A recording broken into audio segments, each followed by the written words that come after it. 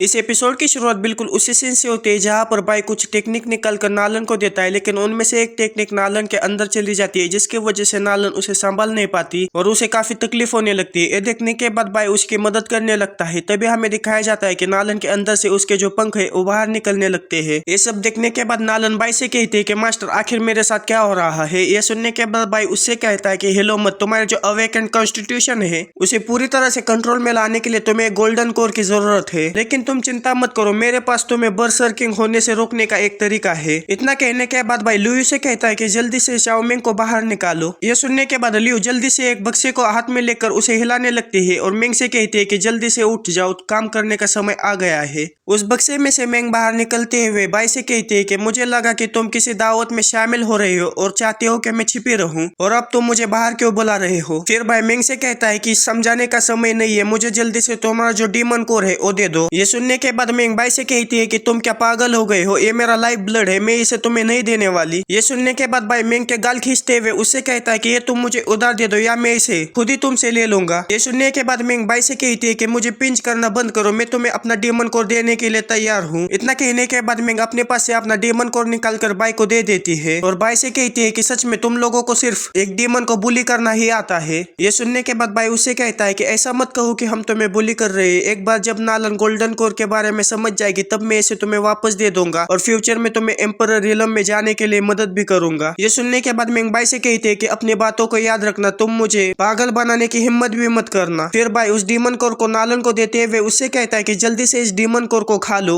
ये सुनने के बाद नालन बाई से कहती है कि मास्टर क्या ये सब मेरी कल्टीवेशन की कमी के कारण हो रहा है, आखिर मुझे डीमन कोर की क्यों जरूरत है। ये सुनने के बाद बाई नालन से कहता है कि मैं तुम्हारे लिए एक फेक गोल्डन कोर फोर्ज कर रहा हूँ। ये सुनने के बाद नालन काफी हैरान हो जाती है और कहती है कि क्या फेक गोल्डन कोर। फिर बाई नालन से कहता है कि जल्दी से इसे खा जाओ, अगर ये ठंडा हो गया तो इसका जो टेस्ट है वो और भी ज्यादा खराब हो जाएगा। ये सुनने के बाद नालन जल्दी से उस डीमन कोर को खाने के बाद वहीं पर बैठकर कल्टीवेशन करना शुरू कर देती है। फिर बाई नालन से कहता है कि इस डीमन पिल को जल्दी से अपनी सी ऑफ कॉन्शियसनेस में लेकर जाओ, और जैसे ही नालन उस डीमन पिल को अपनी सी ऑफ कॉन्शियसनेस में लेकर जाती है वैसे उसकी जो सी ऑफ कॉन्शियसनेस है वो एनर्जी से पूरी तरह से भर जाती है। ये देखने के बाद नालन भी काफी हैरान हो जाती है और कहती है कि मेरी जो सी ऑफ कॉन्शियसनेस है वो तो पूरी तरह से भर गई है और मुझे वियर्ड फील हो रहा है। फिर हमें नालन के पंखों को दिखाया जाता है जो कि वापस से उसके शरीर में अंदर चले जाते हैं। फिर नालन बाई से कहती है कि मास्टर क्या ये गोल्डन कोर रियलम है, लेकिन मुझे मेरे अंदर किसी भी तरह के चेंजेस फील नहीं हो रहे हैं। ये सुनने के बाद बाई उसे कहता है कि ये सब उसी तरह से सिमिलर है जैसे कि तुम्हारे स्पिरिचुअल पावर तुम्हारे बॉडी के अंदर सर्कुलेट हो रही है, और हमने सिर्फ तुम्हें फेक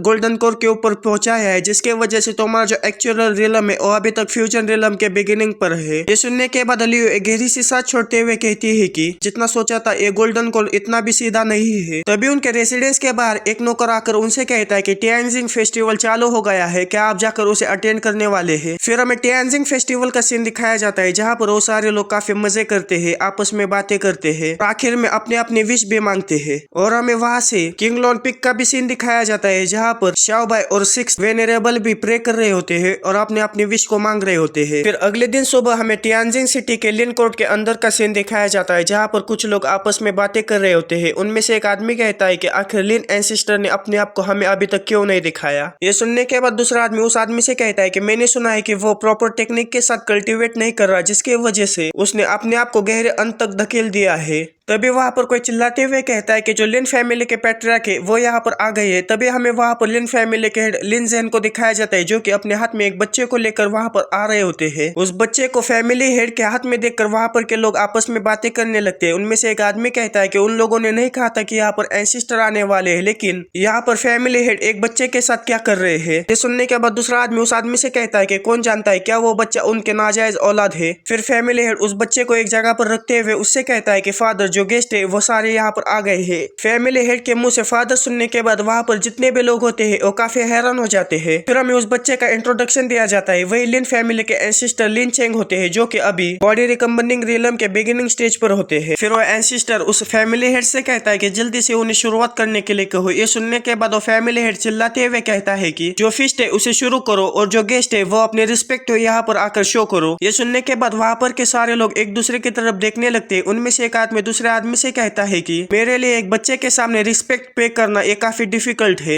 फिर हमें एंसेस्टर को दिखाया जाता है जो कि उनकी तरफ कोई भी आता ना देखकर वो काफी गुस्सा हो जाते हैं और जल्दी से अपने प्रेशर को रिलीज करते हुए उनसे कहते हैं कि क्या तुम मुझे नीचा दिखा रहे हो। उस एंसेस्टर के प्रेशर को देखने के बाद वो सारे लोग काफी डर जाते हैं और कुछ लोग जल्दी से उस एंसेस्टर के पास जाकर उनसे कहते हैं कि कांग्रेचुलेशन लिन एंसेस्टर, आपने रिकवरिंग स्टेज के ऊपर ब्रेक थ्रू किया है। फिर वहां पर के सारे लोग उस एंसेस्टर की तारीफ करने लगते हैं। उनमें से एक आदमी कहता है कि जो एंसेस्टर की कल्टीवेशन है वो सारे लोगों के ऊपर अपनी विजय प्राप्त कर सकती है और वो हेवंस के नीचे इनविंसिबल है और हमें विश करते हैं कि जल्दी से एंसेस्टर जियान रिलम को अचीव करे और यहाँ से जल्दी से असेंड हो जाए। फिर हमें नालन, लियो और बाई को दिखाया जाता है जो कि एक जगह पर बैठकर आराम से अपना खाना खा रहे होते हैं। तभी नालन बाई से कहते हैं कि मास्टर, मुझे नहीं लगता कि हमारे लिए यहाँ पर बैठना अच्छा होगा। ये सुनने के बाद बाई नालन से कहता है कि इसमें क्या बुरा है, वो हमें किसी भी तरह से नहीं देख सकते। फिर लियो बाई से कहती है कि वो इतना एरोगेंट इसीलिए बिहेव कर रहा है क्योंकि वो बॉडी रिकवरिंग स्टेज के ऊपर पहुंचा है। ये सुनने के बाद बाई उसे कहता है कि एंटायर साउथ रिलम के अंदर कुछ ही लोग हैं जो कि रिकवरिंग स्टेज के ऊपर पहुंचे हैं और अगर साउथर रिलम के ऊपर कोई रिकवरिंग स्टेज के ऊपर पहुंचता है तो उसे टॉप पर पहुंचना कहा जाता है, इसलिए उसे अपने आप पर गर्व होना चाहिए। और नालन अपने मन में कहती है कि अच्छा तो ये बॉडी रिकवरिंग स्टेज है, इसकी जो फीलिंग है मुझे ऐसा लगता है कि ये मास्टर से काफी दूर है। तभी कोई पीछे से आकर बाई से कहता है कि उसे अपने आप पर गर्व करना चाहिए, आखिर तुम्हारा जैसा कचरा कब से ये सब कहने लगा। फिर हमें उस आदमी को दिखाया जाता है जो कि बाई से ये सब बोल रहा होता है। वो बाई की तरफ देखते हुए कहता है कि बाई लोचन, लानत है तुम पर। फैमिली हेड लिन जेन्नान का डिसाइपल होता है एजियन और वो नॉनसेंस सोल के पिक पर होता है। उसे देखने के बाद बाई कुछ समझ नहीं पाता और उसकी तरफ घूरने लगता है। फिर एजियन अपने दांत पीसते हुए कहता है कि बाई लोचन, तुम कमीने कहे कि। ये सुनने के बाद बाई उसे कहता है कि आखिर तुम कौन हो। ये सुनने के बाद एजियन काफी गुस्सा हो जाता है और चिल्लाते हुए बाई से कहता है कि बाई लोचन, कुछ सालों पहले तुमने एक वुमेन के खातिर मुझे ह्यूमिलेट किया और तुम मुझे अब भूल गए हो, ऐसा दिखा रहे हो।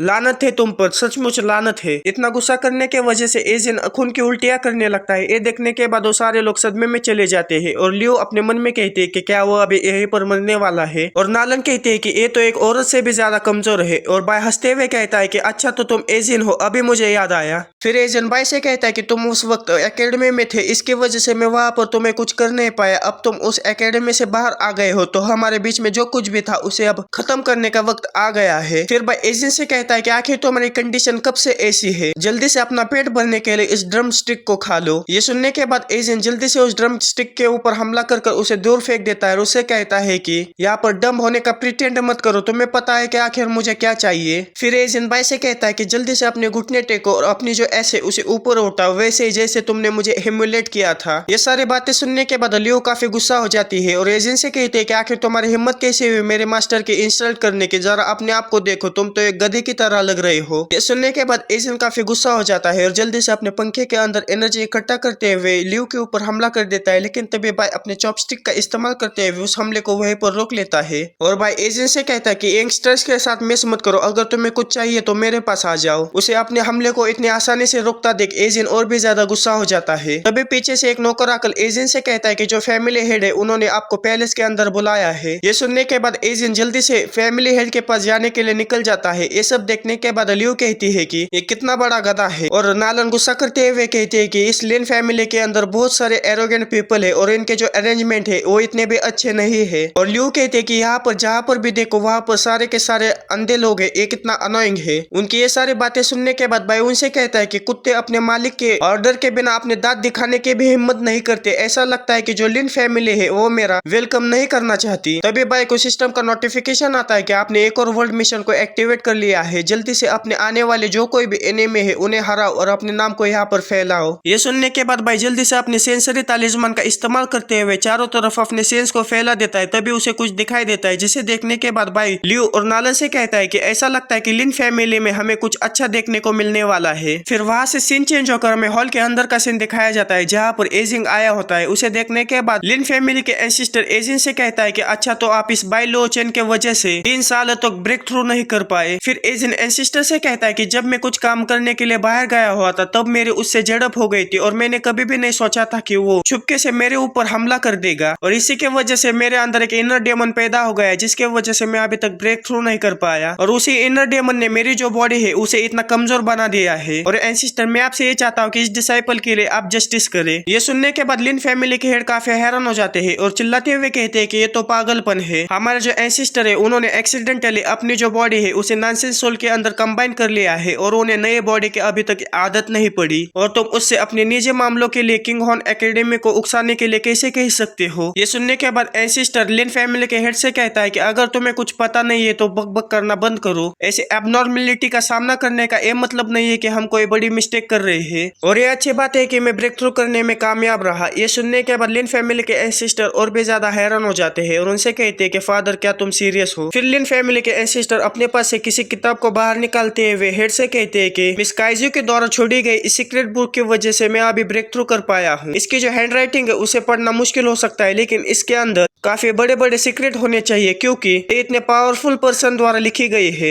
और हमें उस बुक को दिखाया जाता है जिसके के ऊपर के एक चीज को मिटा दिया गया होता है। उसके ऊपर लिखा होता है not reliable ways to reach body recovering stage. इसका ये मतलब है कि बॉडी रिकवरिंग स्टेज के ऊपर जाने के लिए इस टेक्निक का इस्तेमाल बिल्कुल भी मत करिएगा। फिर वो एंसेस्टर उन दोनों से कहता है कि अभी के जो किंग हॉर्न एकेडमी है वो मेरे लिए कुछ भी नहीं है, लेकिन जो लीग वन की है वो मेरे लिए ट्रबल कॉज कर सकता है। क्या तुम समझ गए? ये सुनने के बाद एजिन कहता है कि हाँ मैं समझ सकता हूँ। वो ये सब बातें कर ही रहे होते तभी उनके ऊपर कोई हमला कर देता है, जिसके वजह से उनके सिटी के ऊपर जो फॉर्मेशन लगी होती है वो एक्टिवेट हो जाती है। उस आवाज को सुनने के बाद फैमिली हेड कहते हैं कि आखिर यहाँ पर क्या हो रहा है। तभी वो एंसेस्टर हेड से कहते हैं कि ऐसा लगता है कि कोई टीएनजी सिटी की जो ग्रैंड फॉर्मेशन है उसके ऊपर हमला कर रहा है, और ऐसा लगता है कि जो ग्रैंड फॉर्मेशन है वो और ज्यादा देर तक इसे होल्ड नहीं कर पाएगी। तभी हमें उस सिटी के बाहर एक बहुत बड़े स्नेक को दिखाया जाता है जिसके ऊपर कोई आदमी होता है, और वो कहता है कि वो लोग सच में मुझे सीरियसली नहीं ले रहे हैं। सिटी के फॉर्मेशन को एक्टिवेट होता देख वहां पर के सारे लोग काफी हैरान हो जाते हैं। उनमें से एक आदमी कहता है कि आखिर यहाँ पर क्या हो रहा है। ये सुनने के बाद दूसरा आदमी उससे कहता है कि ऐसा लगता है कि कोई सिटी का जो डिफेंस है उसके साथ खिलवाड़ कर रहा है। तभी हमें उस सांप को दिखाया जाता है जो कि अपने प्रेशर को रिलीज करता है। उस प्रेशर की वजह से नीचे खड़े हुए लोग काफी घबरा जाते हैं और कहते हैं कि आखिर टियानजिंग सिटी के ऊपर कौन हमला कर रहा है, और ये जो प्रेशर है वो काफी खतरनाक है। तभी हमें मनमन को दिखाया जाता है जो कि बाई से पूछते है कि मास्टर क्या आपको लगता है कि वो फॉर्मेशन को तोड़कर अंदर आ जाएंगे। ये सुनने के बाद बाई उसे कहता है कि ये लगभग खत्म हो ही गया है, वो जल्दी इस फॉर्मेशन को तोड़कर अंदर आ जाएगा। उनकी ये सारी बातें वहाँ पर खड़ा एक आदमी भी सुन रहा होता है। उसका नाम जाओशी होता है और वो सोल सेपरेशन स्टेज पर होता है। और बाई के और मनमन की बातें सुनकर वो कहता है कि वो लोग कितने पागल है, उनको पता नहीं है कि आखिर वो किसके खिलाफ खड़े है। इस फॉर्मेशन को टियानजिंग फॉर्मेशन कहा जाता है, जिसे की एक सेंट लेवल वाले तालिस्मान मास्टर ने यहाँ पर लगाया था। इसे तोड़ना इतना भी आसान नहीं है, और मुझे नहीं पता कि आखिर लिन फैमिली क्या सोच रही थी और इन लोगों को अंदर लेकर आ गई। जाओ की बातें सुनने के बाद मिंग लियू से कहती है कि क्या तुम कुछ कहने नहीं वाली। ये सुनने के बाद लियू उससे कहती है कि मुझे इसके परवाह नहीं है, इस जैसे कमीने लोग हर जगह पर होते हैं। फिर भाई उसे कहता है कि जरा ऊपर की तरफ देखो, लगभग टाइम आ ही गया है। फिर हमें उस स्नेक को दिखाया जाता है जो कि अपना एक पावरफुल हमला उस फॉर्मेशन के ऊपर कर देता है, जिसकी वजह से वो फॉर्मेशन वहीं पर टूट जाता है। ये देखने के बाद जाओ की तो आंखें खुली की खुली रह जाती है, और नीचे खड़े हुए लोग जब उस ताप के ऊपर उस आदमी को देखते हैं तो काफी हैरान हो जाते हैं और कहते हैं कि ये हो नहीं सकता, आखिर एक मरा हुआ आदमी फिर से कैसे जिंदा हो सकता है, ये तो ग्रीन स्नेक यंग मास्टर है। फिर हमें उस बड़े से स्नेक को दिखाया जाता है जो कि सीधा लिन फैमिली के पास आ जाता है। जैसे स्नेक लिन फैमिली के पास आता है वैसे वो यंग मास्टर उसके ऊपर से नीचे उतर जाता है, और जैसे वो यंग मास्टर उस सांप के ऊपर से नीचे उतरता है वैसे वो सांप अपने आप को छोटा कर लेता है। वो सांप अपने आप को छोटा करने के बाद सीधा जाकर उस यंग मास्टर की पप्पियां लेने लगता है। तभी उस यंग मास्टर की नजर हमारे बाई लियू और मनमन के ऊपर पड़ती है, जिन्हें देखने के बाद वो घूरने लगता है। उसे अपनी तरफ ऐसा घूरता देख बाई उसे कहता है कि आखिर तुम मुझे घूर क्यों रहे हो, अगर तुम इस पार्टी को ज्वाइन करना है तो जाकर अपने लिए एक जगह ढूंढो। ये सुनने के बाद वो यंग मास्टर वहाँ पर से घूमकर दूसरी जगह पर जाने लगता है। यंग मास्टर वहाँ पर से जाने के बाद लियू बाई से कहती है कि मास्टर उस आदमी का जो ऑरा है वो सुपर डेंजरस है, आखिर वो आदमी कौन है। ये सुनने के बाद बाई उसे कहता है कि लियू मैं सब कुछ नहीं जानता, आखिर मैं कैसे बता सकता हूँ कि वो कौन है, लेकिन दाऊदा तुम थोड़ी सी डरी हुई लगती हो, क्या तुम इसके बारे में कुछ जानती हो। ये सुनने के बाद मनमन बाई से कहती है कि मास्टर ये 200 साल पहले का लैनफेंगसी रीजन का ट्रिब्यूलेशन पिक का एक इविल कल्टीवेटर है। उसने गुआंगलिन के आसपास जो 3 प्रीफेक्चर से उसके अंदर अशांति फैला दी, तो सारे सेक्ट और फैमिली को उसे पकड़ने के लिए एक साथ होना पड़ा, और इसके अंदर हमारी जो नालन फैमिली थी वो भी शामिल थी, और हमारे अलाइस और उसके बीच में काफी लड़ाई हो गई, लेकिन कोई भी वापस लेने के लिए तैयार नहीं था। ये सुनने के बाद भाई उसे कहता है कि अच्छा तो ऐसी बात है, वो असेंड होने के काफी करीब है,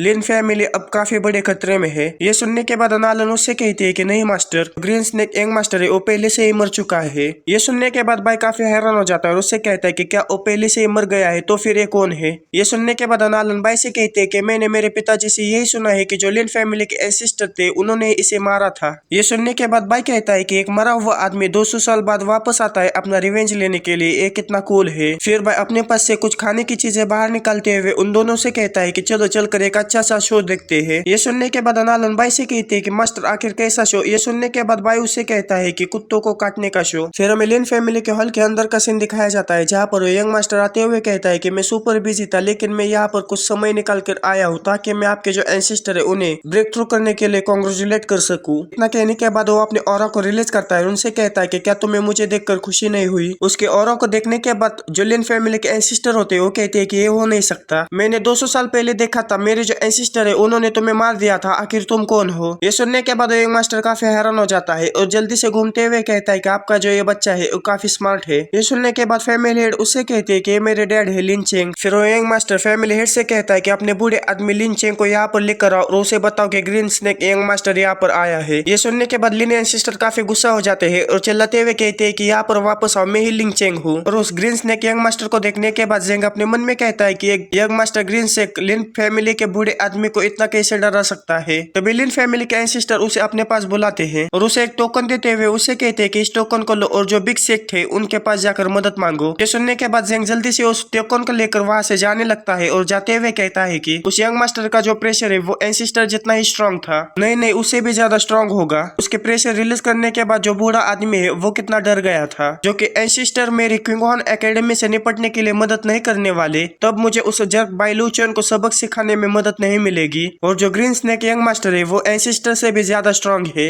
इतनी सारी बातें सोचने के बाद जेंग काफी पागल होने लगता है। गुस्सा करते हुए कहता है कि बाई लू चेन, तुम कमी ने कहे कि तुमने मेरे साथ जो कुछ भी किया है उसके लिए तुम्हें आज पे जरूर करना होगा। और फिर से हमें लिन फैमिली के हॉल के अंदर का सीन दिखाया जाता है जहाँ पर जो कुछ भी हो रहा है वो सारी चीजें हमारे बाई लियू और मान हिडन तालिस्मान का इस्तेमाल करते हुए वो सब देख रहे होते हैं। फिर मान बाई से कहते हैं कि मास्टर आप श्योर है ना वो हमें नहीं ढूंढ पाएंगे। ये सुनने के बाद लियू उससे कहते हैं कि तुम चिंता मत करो, मास्टर के जो स्किल है वो काफी अच्छे है, यहाँ तक कि जो अर्थ इमॉर्टल है वो भी हमें नोटिस नहीं कर पाएंगे। ये सुनने के बाद बाई उससे कहता है कि अगर तुम कुछ गड़बड़ करते हो तो जो स्किल्स है वो भी काम नहीं आएंगे, इसीलिए थोड़ा सा चिल करो और जो मैंने मेलन तुम्हें दे है उसे खाओ। फिर हमें उस यंग मास्टर को दिखाया जाता है जो कि सीधा जाकर एक कुर्सी पर बैठ जाता है और लिन फैमिली के एंसेस्टर से कहता है कि लिन, तुम बूढ़े कुत्ते कहे कि तुम्हारे पास कुछ गेस्ट आए और तुम अभी तक अपने घुटनों पर नहीं बैठे हो। ये सुनने के बाद एंसेस्टर काफी गुस्सा हो जाता है और चिल्लाते हुए कहता है कि इविल कल्टीवेटर, इतना भी अहंकारी मत बनो, हम राइटियस कल्टीवेटर्स ने 200 साल पहले तुम्हें मार डाला था और हम 200 साल बाद भी इसे दोबारा कर सकते हैं। तभी वहाँ पर जेन आ जाता है और चिल्लाते हुए एंसेस्टर से कहता है कि तुम चुप रहो, आखिर तुम क्या कर रहे हो। और उसने अपने हाथ में किसी तरह का बक्सा भी पकड़ा होता है। जेन को ये सब कहता देख वो एंसेस्टर काफी गुस्सा हो जाते हैं और अपने हाथों में एनर्जी इकट्ठा करते हुए कहते हैं कि तुमने मुझे एक करने पर मजबूर किया है। इतना कहने के बाद वो जेन के ऊपर हमला कर देता है, लेकिन तभी वो ग्रीन स्नेक यंग मास्टर उस हमले के ऊपर अपना हमला कर देता है जिसके वजह से एंसेस्टर का हमला वहीं पर न्यूट्रलाइज हो जाता है। और वो यंग मास्टर एंसेस्टर से कहता है कि तुम बूढ़े कुत्ते कहे कि जरा लोगों को बातें तो खत्म करने दो। फिर जेंग उस यंग मास्टर के पास आते हुए उससे कहता है कि मेरी जिंदगी बचाने के लिए आपका बहुत बहुत शुक्रिया। फिर यंग मास्टर जेंग से कहता है कि आखिर तुम क्या चाहते हो। फिर जेंग उनसे कहता है कि मैं आपके लिए एक छोटा सा गिफ्ट लेकर आया हूँ। इतना कहने के बाद वो उस बक्से को ओपन कर लेता है। उसके अंदर किसी तरह के ड्रैगन जैसी चीज होती है जिसे देखने के बाद वो सांप काफी खुश हो जाता है। फिर जेन उनसे कहता है कि 500 साल पहले ओल्ड ड्रैगन सलाइवा वुड है, ये सब उस ओल्ड फार्ट के पार्टी के लिए था, लेकिन मुझे अब ऐसा लग रहा है कि मैं इसे बुद्धा को फ्लावर दे रहा हूँ। ये सुनने के बाद यंग मास्टर उससे कहता है कि तुम्हारे अंदर कुछ तो हिम्मत है, मैं इस गिफ्ट को रख लूंगा और तुम्हें आज जिंदा छोड़ दूंगा, तुम यहाँ से जा सकते हो। ये सुनने के बाद जेंग वहाँ से मुड़कर जाने लगता है और जाते हुए कहता है कि तो फिर ठीक है, मैं अभी जाकर आपके लिए कुछ पेस्ट्रीज लेकर आता हूँ। और जाते हुए अपने मन में कहता है कि ऐसा लगता है जो ग्रीन स्नेक इमॉर्टल है वो मुझे पसंद करने लगे हैं, अब मुझे